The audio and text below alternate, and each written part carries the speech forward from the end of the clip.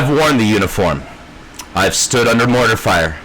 I've watched men scream out their last breath while doing what they were told was right. I buried friends. I carried broken ones home. And I've done it all under the promise that this country would uphold its end of the bargain. But now, I'm watching that promise go up in flames. This isn't politics anymore. This is treason in a tailored suit. Since the day Trump clawed his way back into the White House in 2025, he's run this country like a damn dictatorship. And at his side, Elon Musk, a billionaire tech bro with a god complex and zero accountability. You want to talk about betrayal? Let's talk about it. He's kneecapped the economy with crippling tariffs just to impress the same voters he's scamming with Dogecoin. He's deporting legal residents in direct defiance of court orders. Extraordinary rendition on American soil. His administration leaked classified war plans like some kind of LARPing cosplay, and he rewarded them for it. Due process? Gone. You can be detained, deported, or destroyed without a single damn hearing. And he handed power to Elon Musk, an unelected tech oligarch running a federal agency called Doge like it's a live stream dystopia. You want to know what dictatorship looks like in 2025? You're looking at it. So let's break this down. With me tonight, I have a couple of panelists. As always, Naga. And Bailey's checking in with us, too. She said she might just want to listen, but if she has any voices or concerns, she's welcome to share them. As always, I am Dave, or DM Dave, as I'm known around these parts. This is Dave's World, and tonight we're going to have a little fireside chat about what's going on in America. All right. So let me just open it up after the cold open here to the remainder of the panelists and just say, like, what are your initial thoughts on what's happening in the country right now? Naga, you want to start us off? Just, you know. Yeah, sure. I mean, you've pretty much hit the nail on the head. This is an absolute clusterfuck. And the real disappointing part is the fact that absolutely none of it is surprising to me anymore. And as we've kind of tentatively touched on with one of our prior firesides, the prospects for the future to me are just getting darker and darker. Well, I will say to that, you know, there is something to be said for like just gutting out 4 years and hope that he doesn't change things to get a third term, right? Because we know that he's also trying to get that. And matter of fact, if I'm not mistaken, I'll have to double check that, but I think some MAGA Republican did introduce a bill to give Trump a third term. Let me check.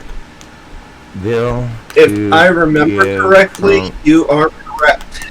Yeah, I just want to get the details of it so I'm not talking out of my ass. Yes, so Representative Ogles, who is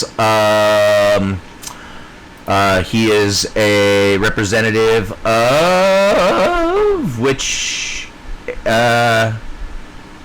district of what state? What district of what state? Just sorry. I want to make sure it looks like Kentucky.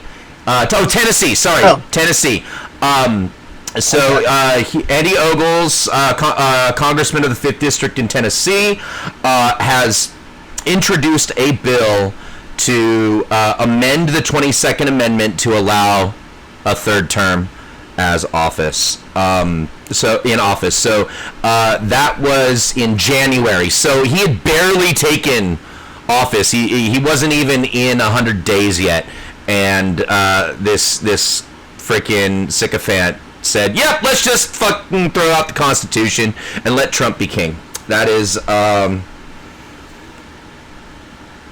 it's disturbing. Yeah. It's disturbing. It's concerning that we actually have this level of fucking treason at the highest levels of our leadership. And it's not just in the White House, because he has stacked his cultists in everywhere that he could. Yeah. Yeah, exactly. Bailey, I would love to invite you if you have any thoughts on the matter, on any of this that we've talked about so far. Give you an opportunity to share your thoughts, ideas before we dive into the deeper aspects of the topic.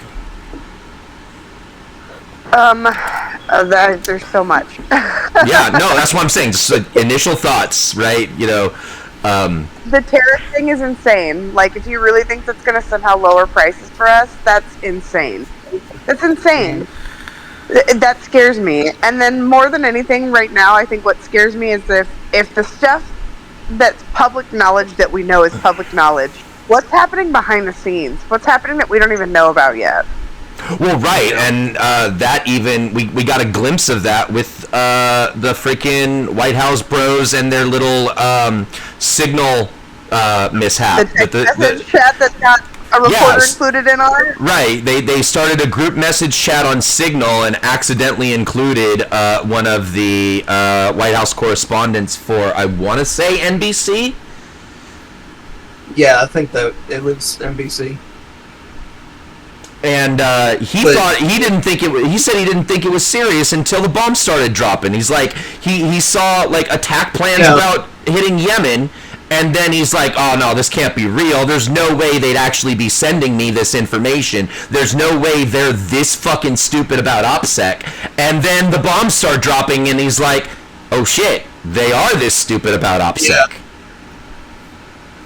For listeners who may not be aware, OPSEC stands for Operational Security in the military, and it's that whole, you've heard the expression loose lips sink ships, right? Yep. If we are not careful with our information about war plans, then guess what? Our war plans get discovered by the enemies, and they can react to it and kill us. So, like, maybe don't text war plans on a goddamn social media chat. Just a thought. Like, this is stuff that like, oh my god, if I were in the military right now, and I had done that, right? I don't care what rank I was, private or fucking colonel, doesn't matter. I would lose my goddamn job, my rank, everything.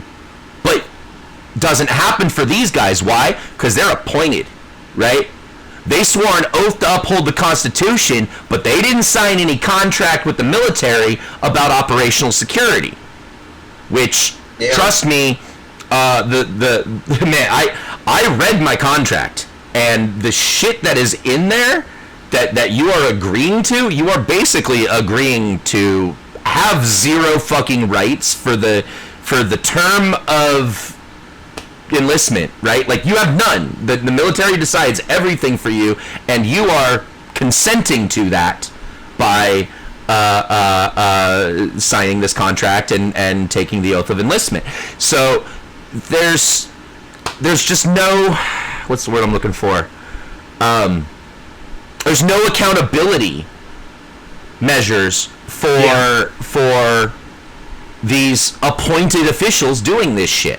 Like, seriously, the fact that any of them still have jobs after the fact is ridiculous.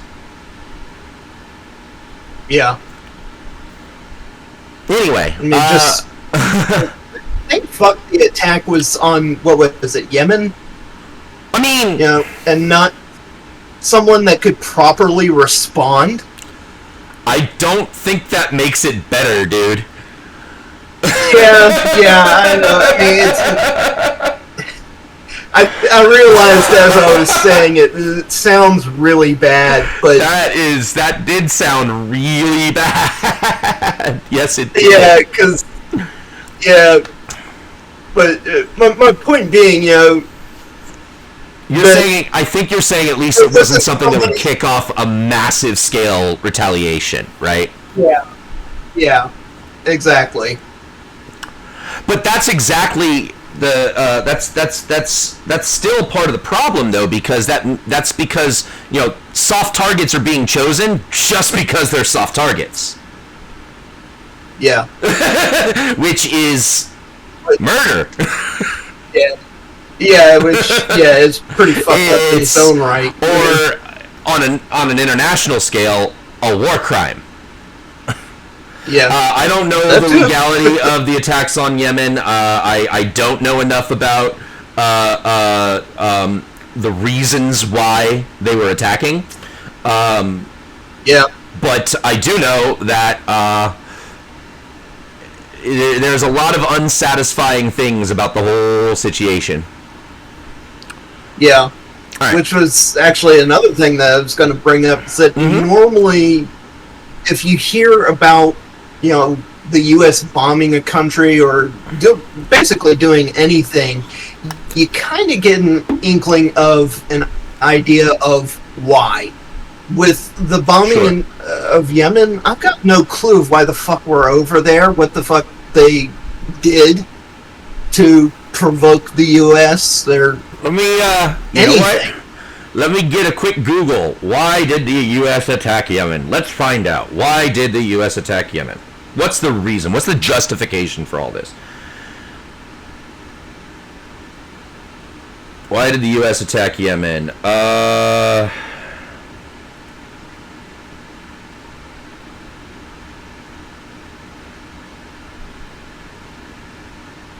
They were trying to. It was specifically a target of their a key oil terminal on Yemen's Red Sea coast, controlled by the Houthi movement.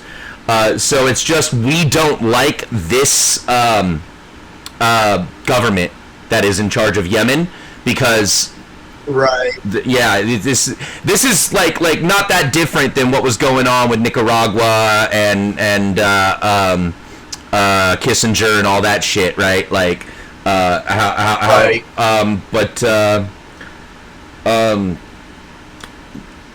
but U.S. military said it destroyed Ras Issa to eliminate this source of fuel for the Iran-backed Houthi terrorists and deprive them of illegal revenue. So the Houthi-led government in northwest Yemen said the terminal was a civilian facility and that the strikes constituted a war crime, which I would say, yep, sounds like that sounds, it's literally, it's a fuel terminal. So they killed 74 civilians to deprive an unfavorable regime of resources. We're not at war with them. They are not attacking us, but we don't like the Houthis. Because Iran backs them. Now, don't get me wrong. I sure as shit am not a fan of Iran or anything they're doing. But just killing a bunch of people in a civilian facility to deny access to resources to this was a total bullshit. This was murder. This is I want to say based on what I know so far, this sounds pretty fucking war crimey. What I know of the international legality of attacking targets like this, So there's a war crime that got leaked ahead of time. It's so ridiculous. Yeah. We're going to get back to that. But I know there were some questions about tariffs, and that is the first topic I've got some additional remarks prepared on. I do have some remarks prepared on each of these topics to lead into them.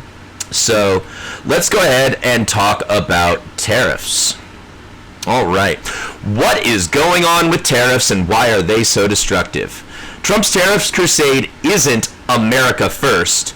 It's revenge economics, targeting political enemies while screwing working Americans. Farmers? Screwed. Veterans running small businesses? Screwed. Parents buying groceries? Screwed. He slapped tariffs on Latin American crops, Korean steel, German machinery, whatever fits the day's tantrum. The result? Inflation, layoffs, and retaliatory tariffs hitting American exports. And let's be real, he's not doing this for national security. He's doing it because he can and because no one's stopping him. I do have a couple of links that I will post in the chat for reference. The first one is California sues Trump administration to block tariffs. So this is specifically talking about what is happening to try and stop this, right? And then here is, I've got an article from the Brennan Center, especially talking about how these are,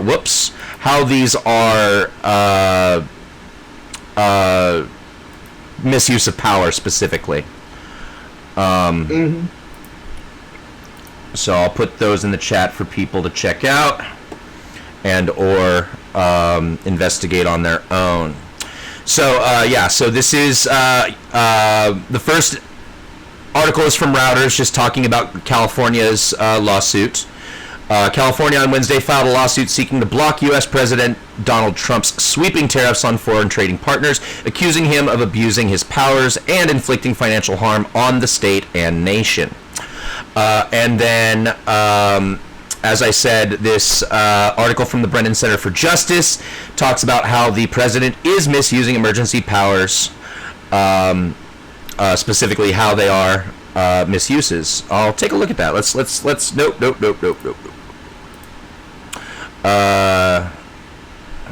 All right. So here it is. Is this an appropriate use of emergency power? This is from the Brennan Center for Justice. No, emergency powers are designed to let a president respond swiftly to sudden, unforeseen crises that Congress cannot act quickly or flexibly enough to address. Presidents can rely on these powers to create temporary fixes until the crisis passes or Congress has time to act. Emergency powers are not meant to solve long-standing problems, no matter how serious those problems may be, nor are they intended to give a president the ability to bypass Congress and act as an all-powerful policymaker. Under the National Emergencies Act, a declaration of national emergency unlocks a menu of 150 statutory powers from which the president can choose. One of the most powerful is the International Emergency Economic Powers Act. That law can only be invoked, however, when the national emergency stems from an unusual and extraordinary threat to national security, foreign policy, or the economy. Trump's invocation of the law in this case rests on the specious premise that our trading relationships with each and every country in the world, including those he has dismissed as nations that nobody has ever heard of, pose an unusual and extraordinary threat to the United States. And I have to mention it. I just have to mention it. These tariffs were so sweeping and poorly thought out that he imposed tariffs on McDonald and Heard Islands, which are territories owned by Australia, but they are inhabited only by penguins. We're tariffing penguins. And you can see how this happened, right? It was just like, here's a list of territories that belong to different countries. It was just seen, oh, here's a couple of islands that belong to Australia. We're slapping tariffs on Australia. We're going to include those islands without even realizing there are no people on these islands. There are no products on these islands. There are no manufactured goods. There is nothing to import. There is nothing to tariff. I'm actually kind of glad that you mentioned that, because if you didn't, I was. And not only that, there's also one other region that's being tariffed that the only population is a U.S. military base. That's it.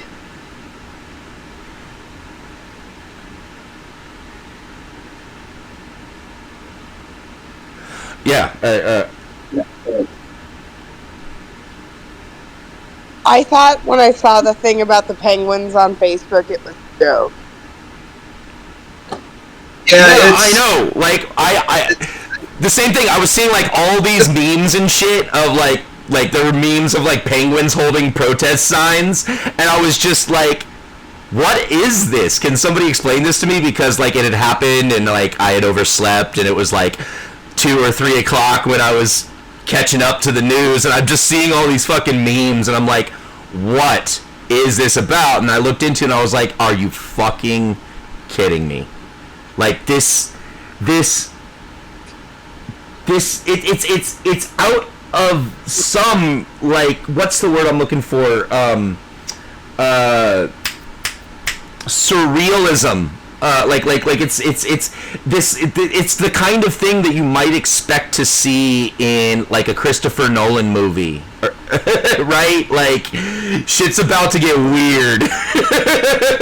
And this is like, you know, going into like Inception or something, and it's like somebody's just having a dream where penguins are these mass producers, have this amazing economy, and it's if the just penguins have to pay tariffs, are we going to start charging the polar bears tariffs too, or they're going through enough trouble? no. Remember what? So this is the problem. What tariffs do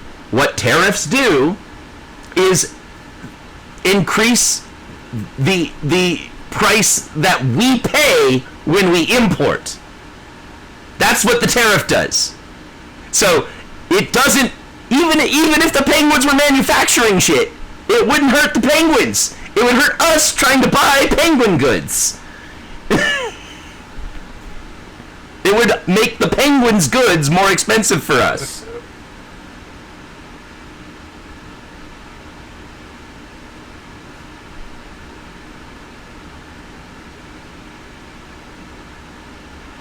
Yeah, and then there's the fact too that these tariffs all came from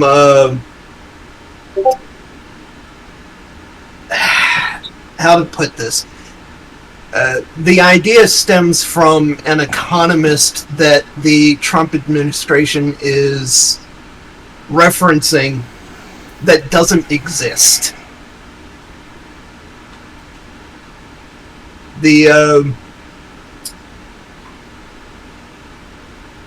Let's see, someone by the name of Ron Vera. The problem is that nobody can find this Ron Vera. And somebody apparently wrote a book on this Ron Vera's economic philosophies. I just found Ronald Vera Law Office in Claremont. Sorry, continue. But the book that's being referenced, the Ron Vera is an anagram of the author's name, which, if I remember correctly, is Navarro. Gotcha. I just thought it was funny. We can't find Ron Vera, and I just found him. Attorney at law in Claremont. Just sorry. Yeah, it's just the whole thing just reeks of shit. Anybody got any other thoughts on tariffs before I push on to the next topic?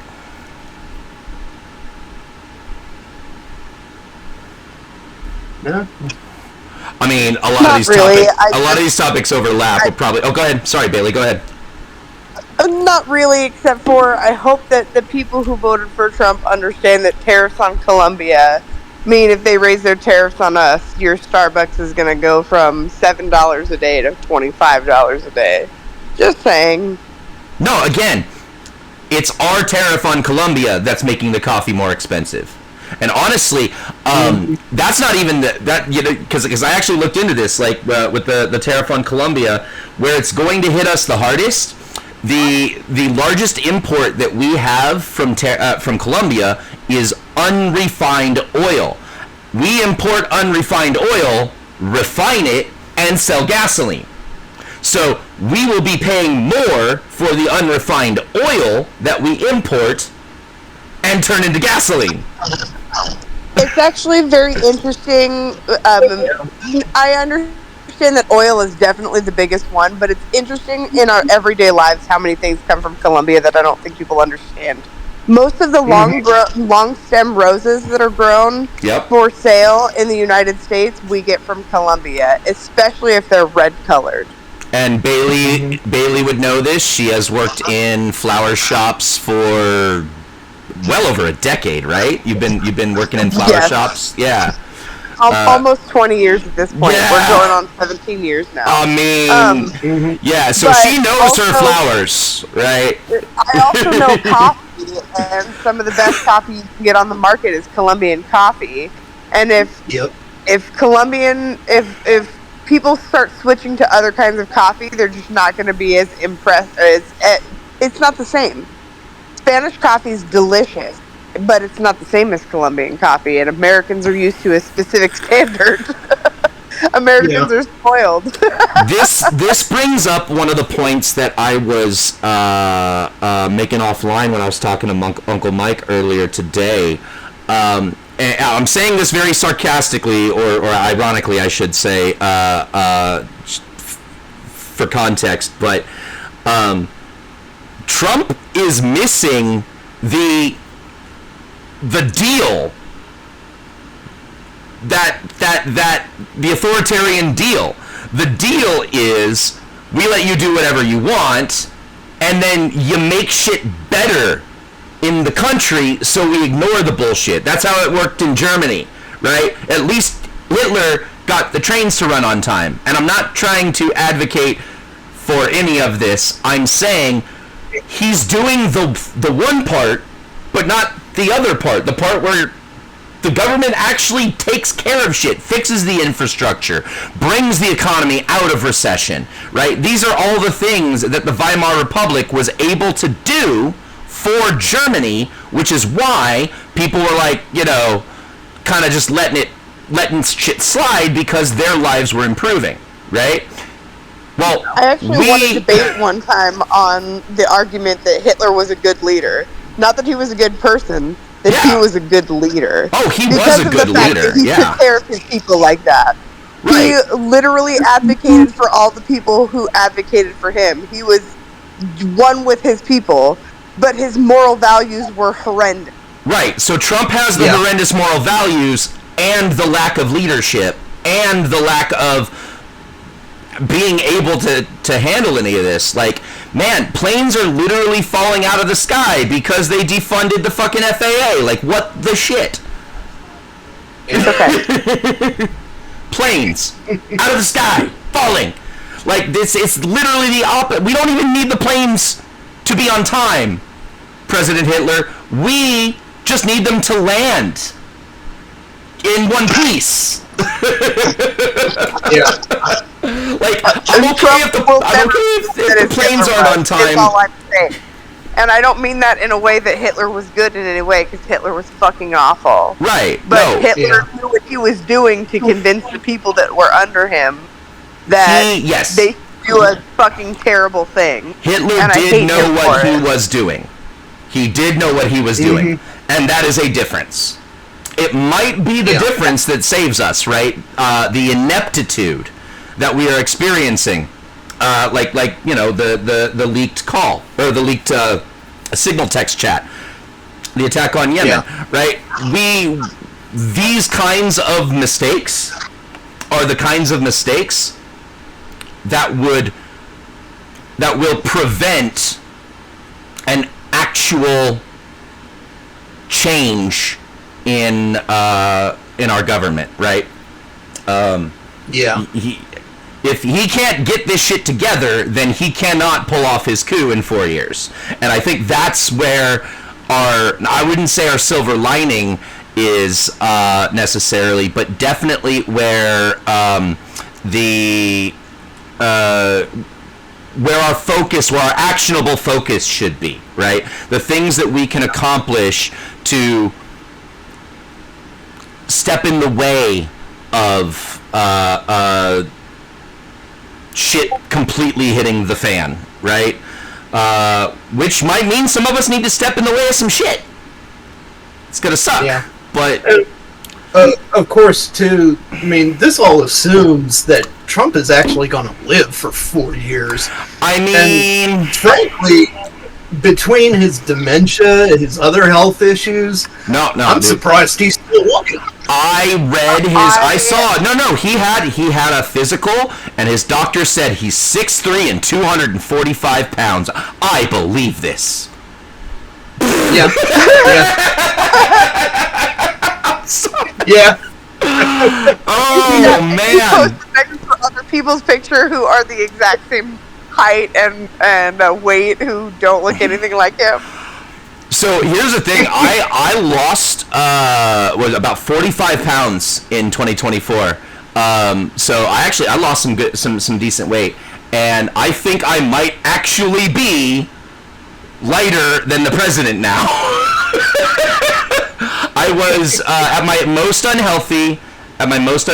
I was 380 pounds, and I was able during 2024 to drop down to 235 or 335 pounds. So I'm pretty sure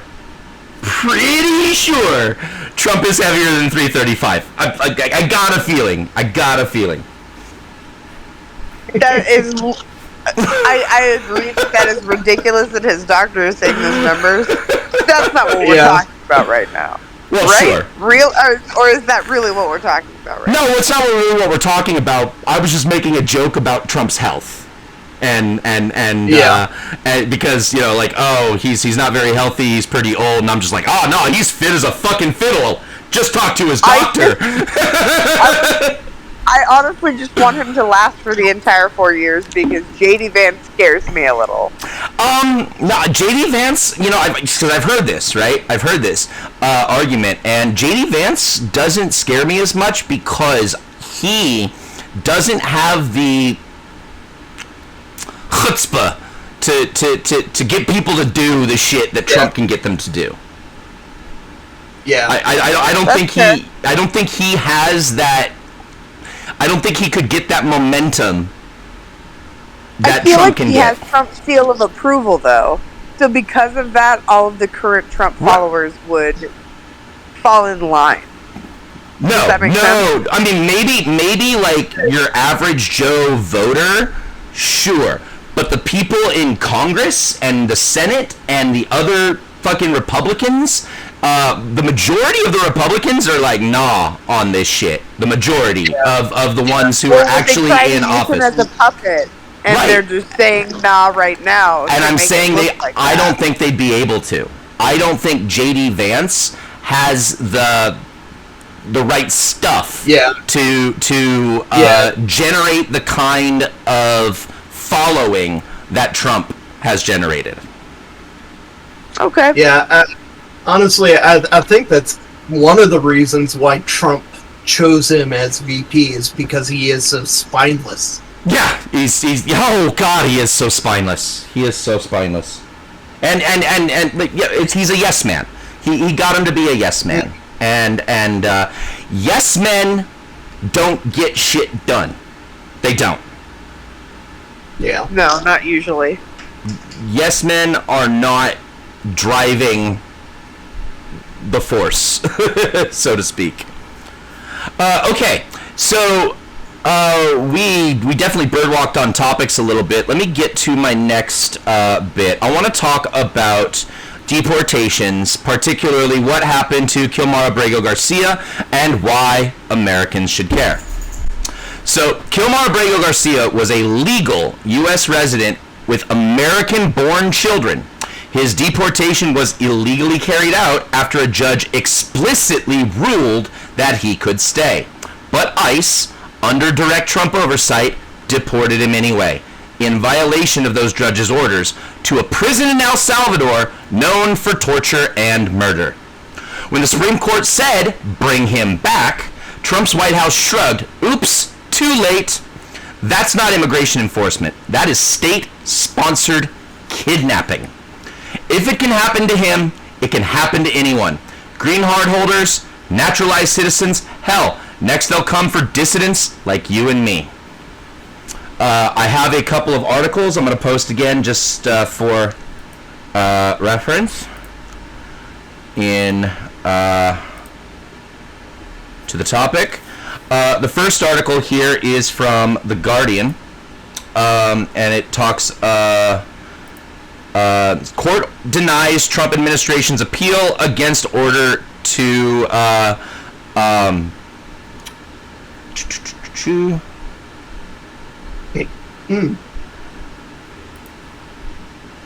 lost my place in reading that sentence. Court denies Trump administration's appeal against order to facilitate return of man wrongly deported from the U.S. So both the judge, both the Fourth Circuit judge, federal judge, and the Supreme Court have said this was illegal. Bring him back. And Trump is ignoring the Supreme Court. Yeah. So that's pretty wow. Then we have specifically from the Associated Press here an article about Garcia.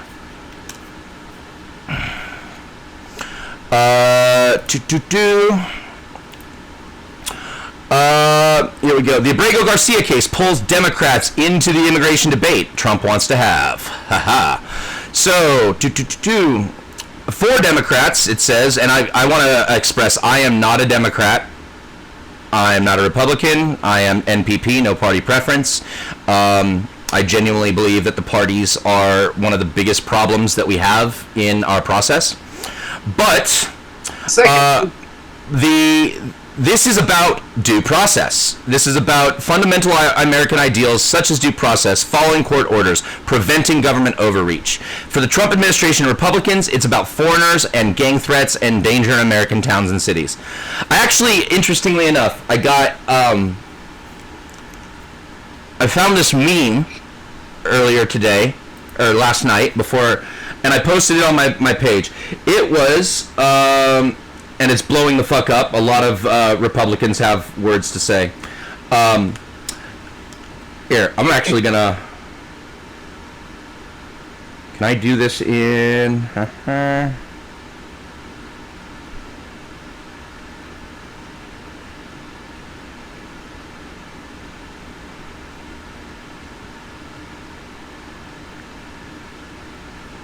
I should be able to pop the meme up in here for people to see.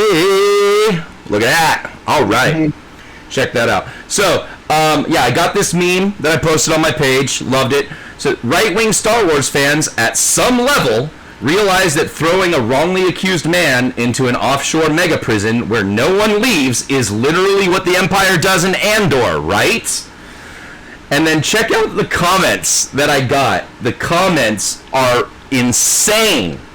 Right, we already talked about the facts of this case, how this guy was a legal citizen, or not legal citizen, legal resident with American-born children and a wife that he's married to who is a legal citizen.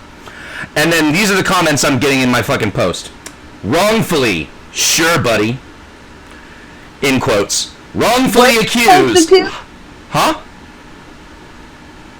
Where is this posted to? On my Facebook. Where is this posted to? On my Facebook. Thank you. Yeah, I posted it 20 hours ago, so it's fairly recent. I literally, right before I went to sleep last night, fucking posted this shit. So yeah, there's wrongfully accused in quotation marks, laugh emoji. And then somebody posts this meme where it's a bunch of Democrats. I don't know if you can see it. I'll put it in front of the camera. A bunch of Democrats, right? Because they got D's on their forehead, and it says, abort our own children, import hostile immigrants, disarm ourselves. Nobody's saying any of those fucking things, right? None of those are Democrat talking points. And also, I'm not a fucking Democrat. And then somebody, this is probably the most thought out but still stupid comment. Somebody says, who exactly are we referring to that's wrongfully accused? Because I know a bunch of terrorists were sent back to their home country, where their home country quickly decided they belonged in prison for the safety of society. Yeah, except we're talking about a dude who wasn't one of those people. And a judge said, no, you can't take him away. Anyway, yeah, so, like... I brought that all up just to point out, like, they can't even fucking see it, right? We have they can't even they can't even see the connection to evil empire. Like, fuck. Yeah. I mean, I know Star Wars not isn't... only that. Yeah, go ahead. Yeah, not only that, but his records have been looked at. Yeah. His record is spotless. He's working as a construction worker, regular 9-to-5 job. Paying taxes. Yeah, pays taxes. I kind of lost where I was going with that, but yeah, I mean, just, he's being a model citizen. I mean, and there is absolutely... Or at the very least, there's no evidence of wrongdoing. Yeah. There's no evidence of wrongdoing. Not only that, but he came in from El Salvador to escape gang violence. Right. Yeah.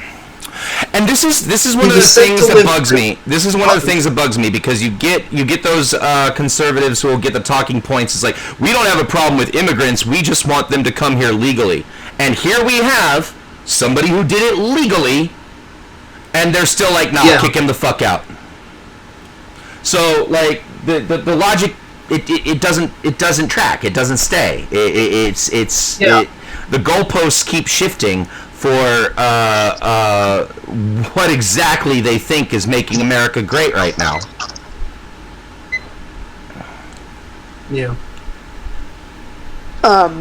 They're deporting people who are natural-born citizens in certain areas too, if their parents are illegal immigrants. I've had several posts come across my feed with Oxnard and Ventura residents, the cities where I used to live in California, whose kids were taken out of their schools and are being put into specific detention centers until their parents' situations can be resolved. And it's not okay. Yeah, no, it isn't. I want to read a little quote here. Now, some of you may have heard this, some of you may have not. Terrible things are happening outside. At any time of night and day, poor, helpless people are being dragged out of their homes. They're allowed to take only a knapsack and a little cash with them, and even then, they're robbed of these possessions on the way. Families are torn apart. Men, women, and children are separated.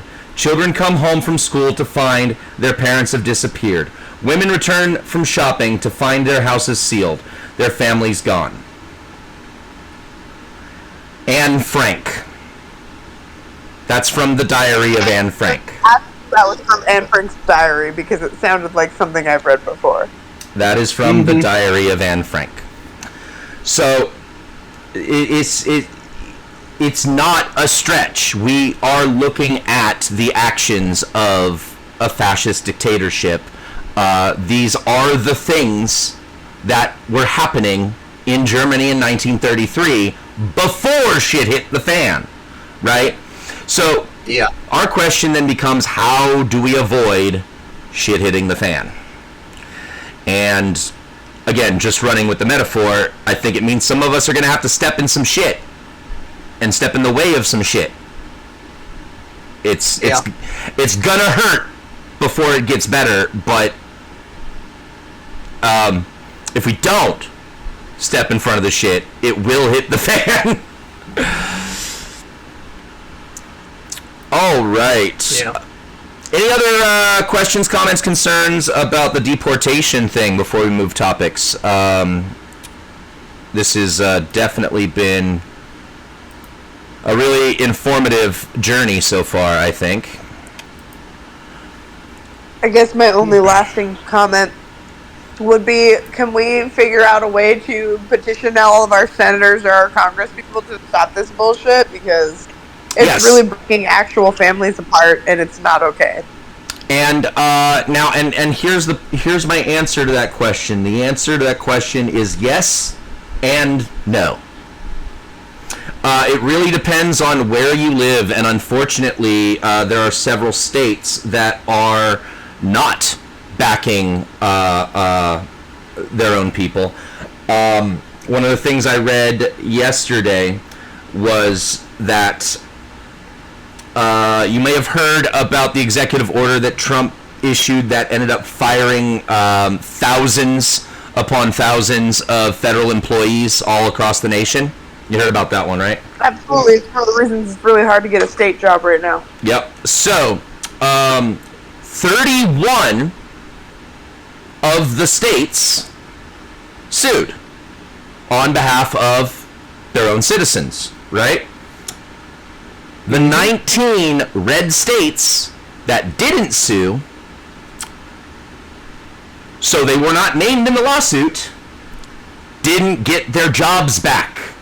Because the 31 states who did sue, and I think it was 8th Circuit judge, ruled that all of those employees were fired illegally, and that their jobs need to be reinstated. Only the states listed on the lawsuit got those federal jobs reinstated. The 19 red states that didn't fight for their people are still out of jobs. Guess what, red states? You fucked yourself. You fucked yourself hard. Because at least there are, at least we have, I'm not saying California is the greatest state in the country or nothing. It is the 5th largest economy in the world, but that's beside the point. The point is, when this happened, our state went to bat for its people. California, I am a Californian, right? Our state went to bat for its people, and it and all the other states, Washington, Oregon, the other states that signed in with the lawsuit to oppose these firings, the judge ruled, okay, those employees get their jobs back.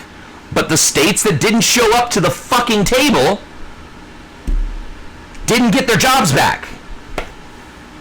Yeah. So if you live in a red state and shit sucks for you right now, you only have your own fucking voters to blame. You are the people who chose this. I'm sorry to say. I have sympathy for you. It sucks, but you did this to yourself. Mm-hmm. Anywho, there's my rant on the topic. All right. Any other questions about deportation and whatnot? Because I do want to come back to... I did have an order, even though we've jumped around the map on topics a little bit. Yeah. So the next one I wanted to talk about was the operational security issue.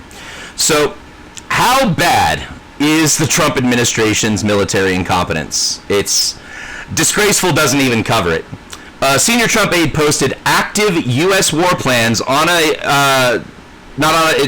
this is a typo. Not on a Discord server, on Signal, thinking it was some kind of macho flex. The documents included troop movements, intelligence briefings, and classified communication. And when it was leaked, the administration promoted him, called it transparency. Meanwhile, soldiers are dying on foreign soil, and now their enemies have the playbook. This is more than incompetence, it is betrayal. I do have articles from The Atlantic and the Associated Press regarding the, regarding the operational security leak here. If anybody wants to check these out, the first article is titled, "The Trump Administration Accidentally Texted Me Its War Plans." So this is the account of the news professional who was accidentally invited to the War Council on Signal.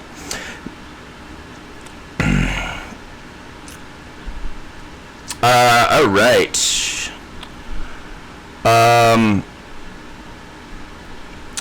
For the record, Pete Hegseth. Pete Hegseth is the U.S. official who is the current Secretary of Defense, who accidentally texted war plans to, what's his name? Jeffrey Goldberg, at 11:44 a.m. The plan included precise information about weapons packages, targets, and timing. So, yeah. Not supposed to do that. Yeah. Oh, and maybe the Discord thing wasn't. Hold on a sec. Let me see. There's this other article here.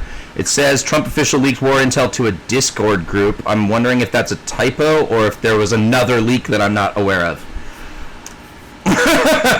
That would be interesting.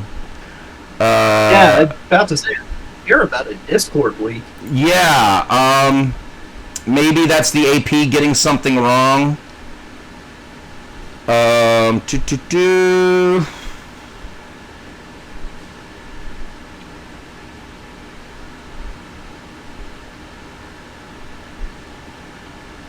Alright. Trump initially told reporters he was not aware that the highly sensitive information had been shared. 2.5 hours after it was reported, he later appeared to joke about the breach. The material in the text chain contained operational details of forthcoming strikes on Iran-backed Houthi rebels in Yemen, including information about targets, weapons the U.S. would be deploying, and attack sequencing. Yeah, I think this might, because my understanding is it wasn't in Discord, it was in Signal, so the AP just might be getting the exact app wrong in their article, which is, you know, nobody gets everything perfect. Goldberg said he received the Signal invitation from Mike Waltz, Trump's national security advisor, who is also in the group chat. So Pete Hegseth is the one who sent the sensitive information, but Mike Waltz is the incompetent numbskull who invited the editor-in-chief of the Atlantic to the conversation.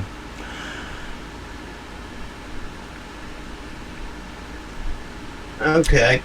I found one that apparently this was a separate incident wherein it wasn't necessarily war plans, it was just classified documents. The incident was dubbed Stupid Gate, which very fitting. I mean, the problem is that I'm not seeing any dates associated with it. The only thing that the only hard and fast that I'm seeing is that apparently these classified documents were posted by a Jack Teixeira, a cyber defense systems journeyman enlisted in the Massachusetts Air National Guard. But yeah, like I said, I'm not seeing any dates associated with it. So, I mean, this, technically speaking, could have been by any administration. Well, but yeah, I mean, don't think we heard too much about war plans getting leaked when either Biden or Obama were in fucking power.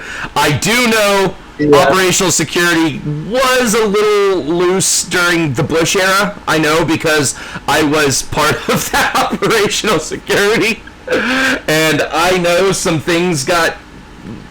I know OPSEC. I know what OPSEC snafus look like. Right. Oh, no, wait, I was wrong. I had to scroll down significantly past the article. Sometimes you have to read more, yeah. Yeah. Apparently, this happened in April of 2023. That would have been during Biden administration. Yeah. So that's not related to this, but what was leaked? Classified documents. There's nothing more specific. Okay. Well then. Yeah. So I'm gonna jump right into the next bit, which is about due process. Let's talk about some due process here. What happened to due process? Dead. Trump buried it. Executive Order 14091 gives federal agencies the power to detain or deport U.S. residents without trial. No hearing, no lawyer, just suspicion. They say it's to fight anti-American sentiment. I'm gonna put a pin in that fucking phrase because, wow. What they really mean is anyone who disagrees with them. You want to protest? Tweet a criticism? File a lawsuit? That's enough to get flagged. That's enough to disappear. We've crossed the line. We've built legal infrastructure for fascism, and it's already being used.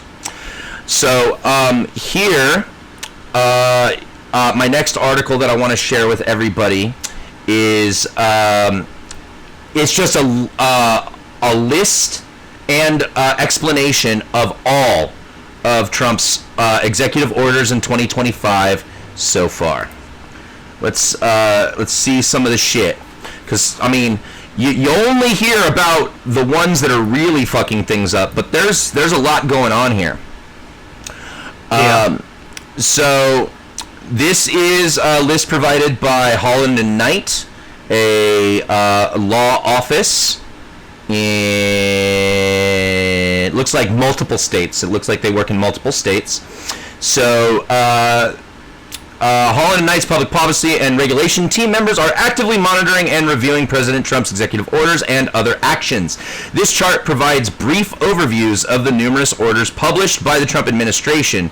You can click the title of each executive order to learn more. So, I'm definitely not going to go through all of these, but some of these are just fucking ridiculous.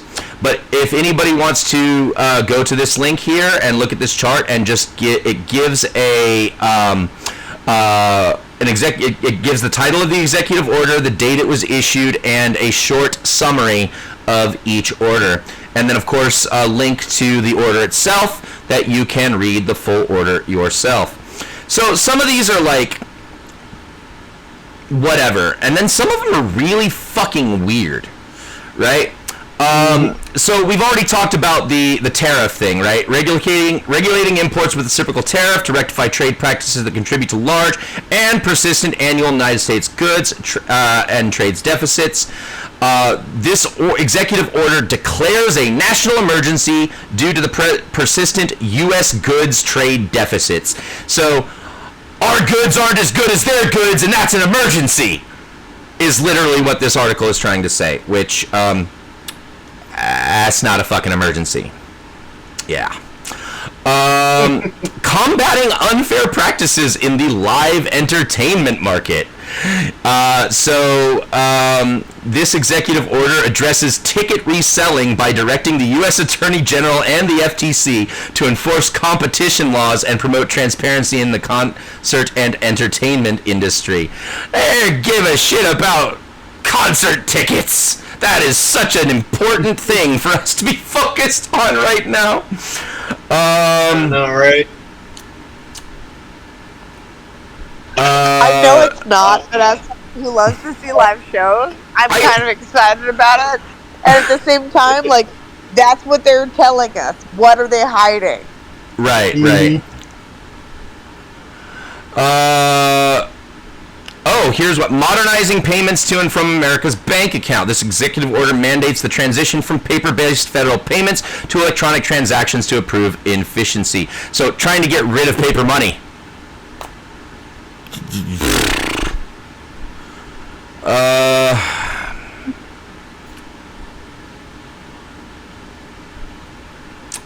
We also know some of the really, really fucking stupid ones, like the, oh man, I gotta scroll back. I gotta scroll down to the history of,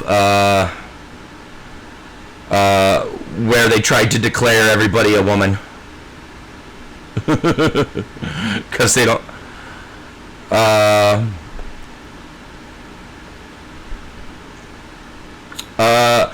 keeping education accessible and ending COVID-19 vaccine mandates in schools. So yeah, let's bring COVID back to the classroom, guys. Mm-hmm. That one's a fun one, right? God, there's so many. Where's the one that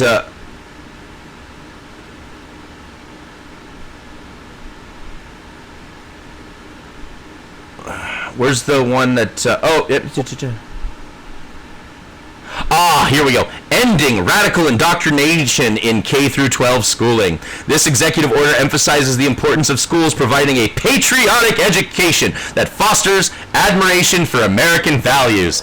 It also addresses the concern that schools are indoctrinating children with radical gender and race theories that force children to adopt victim or oppressor identities based on characteristics such as skin color, as well as question their gender identity and undergo irreversible procedures without parental consent. These practices undermine personal identity, family unity, and parental authority, and often violate anti-discrimination civil rights laws. This order calls for the rescinding of federal funding for illegal and discriminatory practices in K through 12 schools, ensure the protection of parental rights, and promotes the advancement of patriotic education. I want to take a second here and I do plan on doing a fireside specifically about trans rights, trans issues, I feel, and gender affirming care. It's one of the things that I am super adamant about. But there's something I need people to understand about gender affirming care. All right? There are no children going through irreversible procedures. Okay? The American Psychiatric Association, the American Endocrine Society, the American Health Organization, and the World Health Organization all follow the W path. W path stands for... Fuck me. No, that's not what it stands for. Hold on. I had it in my head and then I lost it. Hold on. W path stands for the World Professional Association for Transgender Health. And WPATH has a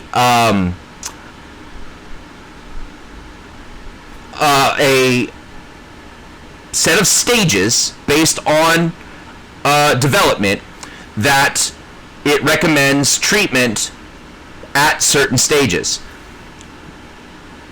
These irreversible procedures, such as bottom and top surgery,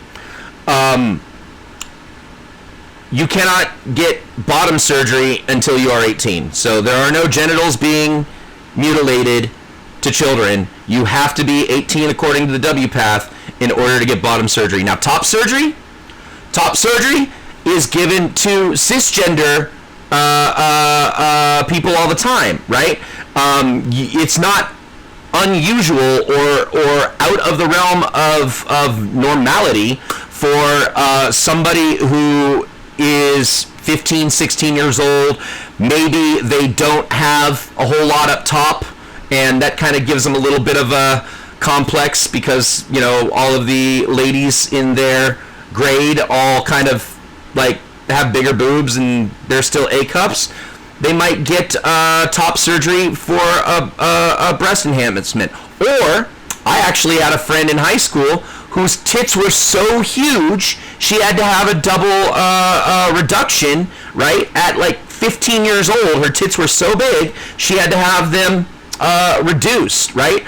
These are things that we do for cisgender people. It's not irreversible because you can always... seriously, you can always fill those fun bags with more saline, right? Like, come on. It's not... Mm-hmm. Or take the saline out, whatever. That's not an irreversible procedure. It just isn't.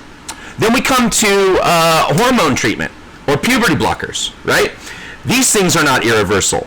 If you stop taking the hormones, your normal hormone cycles will take over and start undoing whatever changes those hormones were giving you if you go into HRT.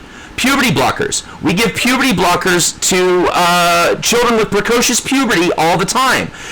Precocious puberty is a condition where you can be really, really young, like 5 or 6 years old, and start your period. And that's not healthy. One of the biggest problems with that is a huge health risk. If they start developing that early, they tend to gain a lot of weight, but their body has not grown for that weight to go on. So when you have a girl with precocious, or a boy with precocious puberty that starts developing way too early, it can cause severe obesity-related issues, heart conditions, all kinds of stuff, just because they're literally just, their body starts gaining massive amounts of weight, but they don't have the frame that it's supposed to go on yet.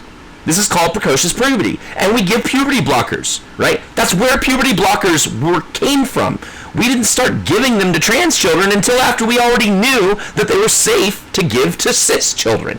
So, like, all of this talk about irreversible fucking procedures aren't happening. It's not real. It's a lie. It's a talking point. And if you follow the W path and issue gender affirming care according to the proper Tanner stages that the W path lays out, there is almost zero health risks, and the regret rate is less than 2%. Yeah. Which, for comparison purposes, things like getting a knee replacement, which, by the way, you're not going to get unless you fucking need it. Yeah. Things like that rate somewhere in the 30%. I don't think it's quite as. I don't think the regret rate is quite as high as 30 for knee surgery. Let me see. Knee surgery regret.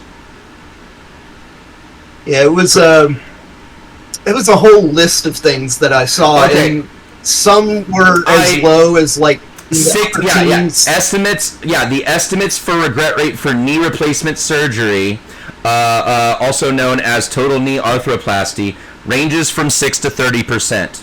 The regret rate for gender reassignment surgery is 1.6%. Yeah. And I bring this up just to illustrate the fact all medical procedures have a regret rate.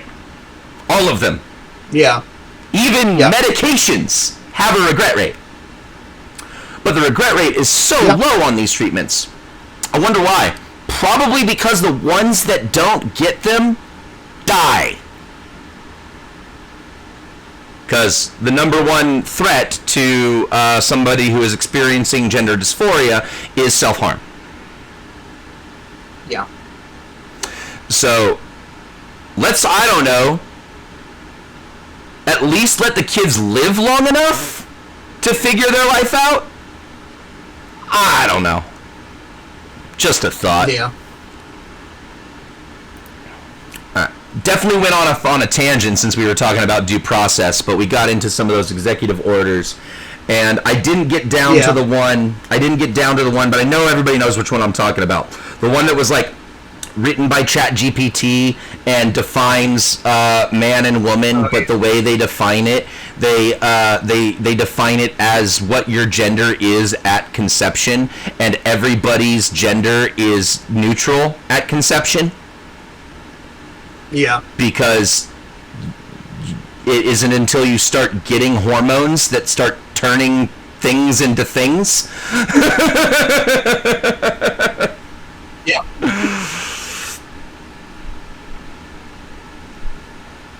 All right. Yeah.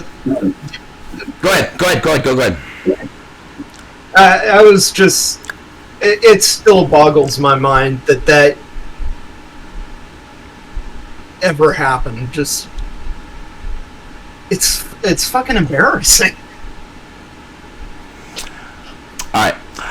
My last bullet point for the chat tonight is, what is Doge?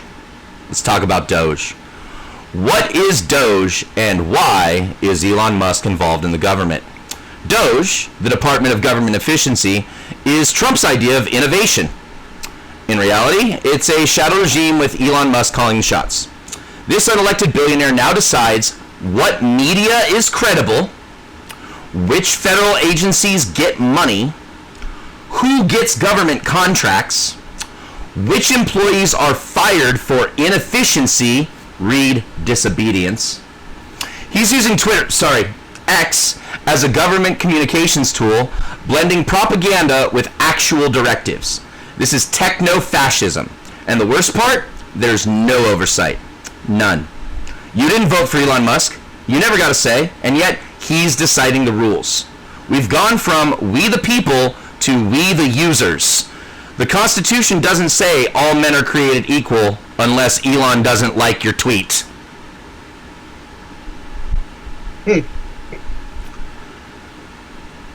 So I do have an article here. What is Doge? What is Doge? This is from New York Times that gives a kind of an overview of what the agency is, what it does. It's oh,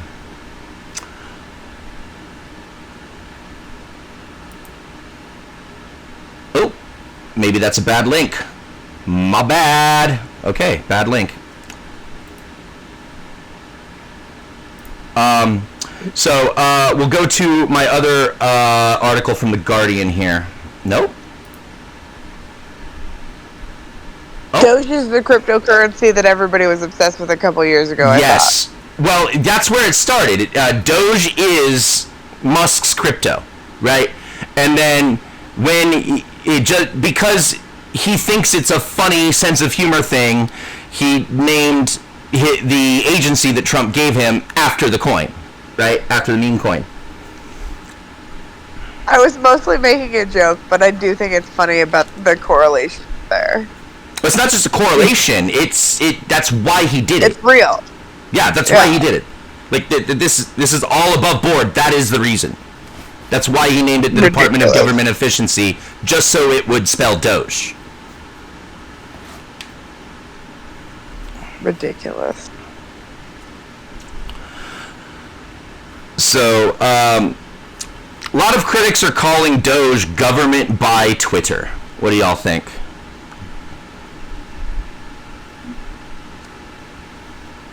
Yeah.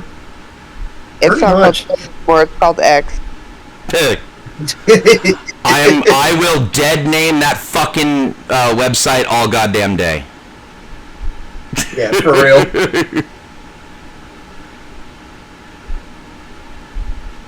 Let's see. People should not be dead named, but people should not be dead named. But social media platforms are not people. Yeah. If this link works. Yeah, I'm getting a few. There we go. Yeah, I have a few of my links that were about Doge are just dead links now, which is weird. And I kind of telling. I mean, yeah. I was just thinking that it kind of serves to illustrate the point that if Musk don't like it, then it's not staying up. Yeah, it's getting disappeared. And I mean, like, I don't want to go all conspiracy theory here. I have no evidence that the reason why I'm not able to get this article is because of Doge.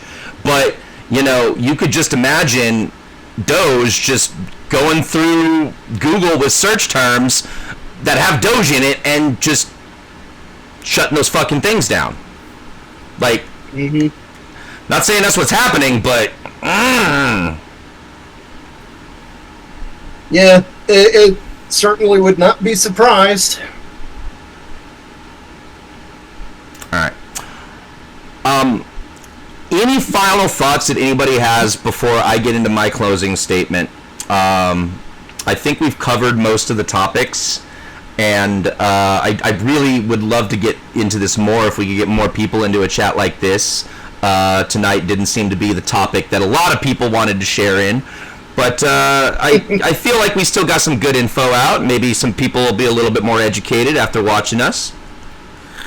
I do have one question for you guys that kind of relates to the situation and kind of doesn't relate to the situation. Shoot. So, once the tariffs got announced, the stock market dropped immediately, correct? Yeah, that is a thing that happened. What's your take? You cut out a little bit. Can you repeat that? Uh-oh. Did I cut out? Motherfucker.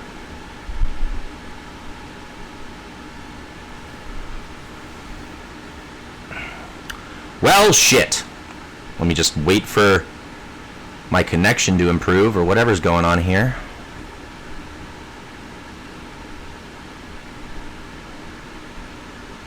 Well, that's annoying.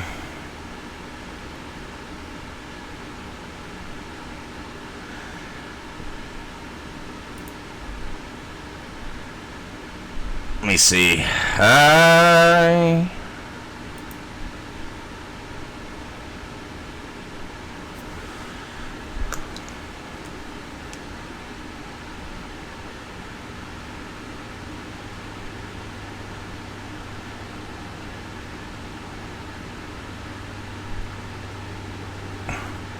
My Wi-Fi dipped, guys. I gotta reconnect to Discord.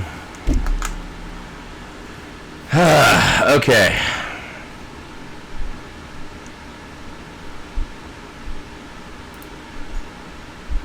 Oh no. Can we add him back in? No, I'm back. I'm Yeah, back. he- I'm back, guys. Yeah, sorry. My Wi-Fi just dipped out. I shot Naga a quick message letting him know I was trying to fix it. We're good. Yep. We're good. We are back on track. Cool. So you cut out right when you were asking your question, Bailey. Okay, cool. I was asking Marjorie Taylor Greene buying a bunch of stock as soon as the stock market dropped. Coincidence or planned out? No, that's actually one of the things that is definitely being floated around, that this was insider trading and speculation. This is the exact same thing. This is the same reason why Alexander Hamilton didn't get fucking couldn't be president, was just because he was implicated in a scandal regarding speculation, even though he wasn't actually involved in it. Not to mention the for those fact who've seen Hamilton.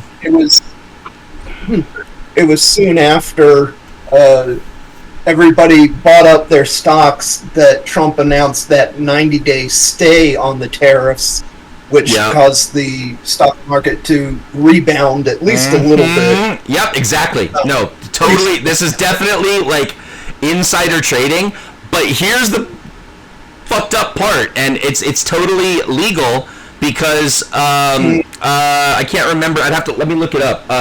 There is a law that exempts members of Congress and the Senate from insider trading laws.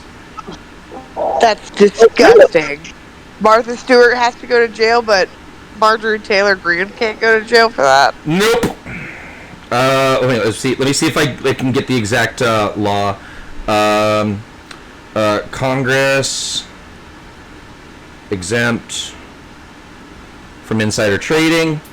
It's the Stock Act, the Stop Trading on Congressional Knowledge Act. Is an act designed to combat insider trading. It was signed into law by Obama. Oh, wait, sorry. I am getting this backwards. It used to be illegal, but then Obama signed the Stock Act, Stop Trading on Congressional Knowledge Act. So, yeah, it's not legal anymore. Oh, since 2012. Good. Yeah, I didn't know that this is one of the things he did. I knew that Congress was exempt from insider trading laws for the longest time, and so apparently Obama in 2012 he knocked that shit out. Good. It passed the Senate by a 96-3 vote, and it passed the House by a 417-2 vote. Who were the 5 motherfuckers who still wanted to be insider traders? All right. Man, I want to see. That up. Jeff Bingaman, Richard Burr, and Tom Coburn just didn't vote. Oh no, they were they were the no votes. Sorry, these were the no votes in the Senate. Bingaman, Richard Burr, and Tom Coburn. These were the 3 people in the Senate who still wanted to be fucking insider trading motherfuckers.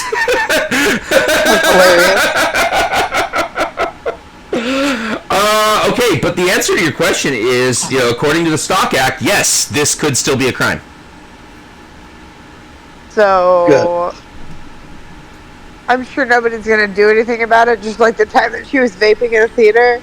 Yeah. Vaping and got a hand job, right? Like, No, that was both. That was hand job. Gave a hand job. Oh, that's right. She gave a hand job because she doesn't have the penis. I mean, you can technically give a hand job to a woman, but we don't call it a hand job. We just call it, like, finger blasting, right? Mhm. I totally stepped over you with that joke, too. I mean, I feel like if you're doing it to a lady, it's still a hand job, right? You're still using your hand. No. A hand job's still a job. Because it's not a job, it's a hobby.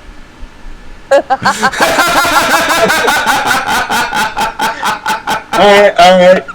Yeah.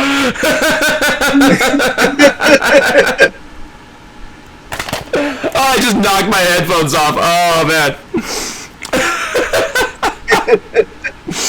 On that note, on a very Marjorie Taylor Greene, Beetlejuice, it is time for my closing remarks, but I'll definitely give you guys the opportunity to say anything that you want to say.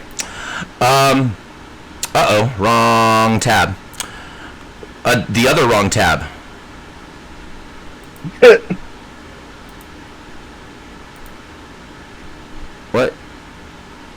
What just happened? There we go. Right tab.